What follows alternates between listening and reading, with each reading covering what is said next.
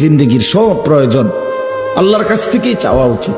দুর্ভাগ্য এক জাতি আমরা এমন মুসলমান হয়ে গেলাম যারা নিজেদের কোনো প্রয়োজনে আল্লাহর কাছে চাওয়ার অভ্যাস আমাদের নেই। আল্লাহর কাছে চাওয়ার অভ্যাস খুব কম, খুব দোয়া করার মানসিকতাই আপনাদের মধ্যে কম। ওই শুধু ড্রাইভার টোকায়, ড্রাইভার মানে হুজুর, হুজুর কেবল হুজুর টোয়া, হুজুর দিয়া দোয়া করানো, হুজুর দিয়া।